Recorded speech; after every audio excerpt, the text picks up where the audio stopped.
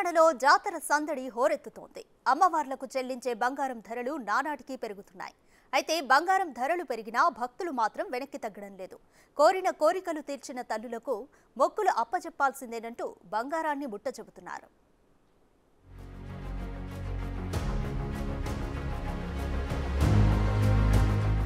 ఉమ్మడి కరీంనగర్ జిల్లాలో మేడారం జాతర కోలాహలం మొదలైంది. ఆనవాయితీలో భాగంగా తొలుత అనుబంధ జాతరలకు వెళ్తున్నారు.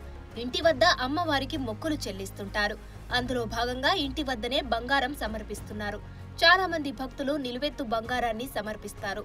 ఉమ్మడి కరీంనగర్ జిల్లాలో 80 ప్రాంతాలలో అనుబంధ జాతరలు జరుగుతుంటాయి. ఈ జాతర ఉండే బెల్లం షాపులు, ఇతర ప్రాంతాల షాపుల ముందు భక్తులు బారులు తీరుతున్నారు. అయితే ఇదే సమయంలో బెల్లం ధరలు ఆకాశాన్నంటుతున్నాయి. మొన్నటి వరకు కిలో 30 రూపాయలు ఉండగా ఇప్పుడు 40 రూపాయల వరకు చేరుకుంది. భక్తులు భారీగా తరలి వస్తుండటంతో పలువురు వ్యాపారులు నాసిరకం బెల్లాన్ని అంటగడుతున్నారు. నాకు కడుపు నొప్పి వచ్చినప్పుడు మా అమ్మమ్మ వాళ్ళు మొక్కిరు, నాకు సమ్మకి మొక్కిర్రు. అందుకే ఇప్పుడు మొక్కు తీర్చుకోవడానికి వచ్చినాం.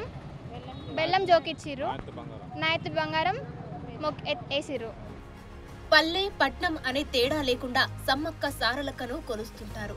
అమ్మవారి పూజలో భాగంగా బెల్లాన్ని బంగారంగా ముట్ట చెప్పుతారు. మరో 10 రోజుల పాటు బంగారానికి మరింతగా డిమాండ్ పెరిగే అవకాశాలున్నాయి. అయితే ధరలు పెరిగినా భక్తులు మాత్రం వెనక్కి తగ్గడం లేదు. అమ్మవార్లకు మొక్కులో భాగంగా నిలువెత్తు బంగారాన్ని సమర్పించుకుంటున్నారు. మేము ఇంటికాడ వేసుకుంటాం, ఇక్కడ నుంచి తీసుకుపోయి ఇంటికాడ వేసుకుంటాం. దేవుని కాడ అన్ని సామాన్లు కొంట పోతాం కదా మేము. ఇక అని కొంట పోవడానికి ఇక్కడికి వచ్చినాం. అట్లా ఇక ఊళ్ళో తెలుసుకుంటాం కానీ ఇంకా తెలుసుకోలేం మేము. అక్కడ ఇక్కడనైతే 36 అంటాడు షేటు. బెల్లమే తీసుకుంటాను.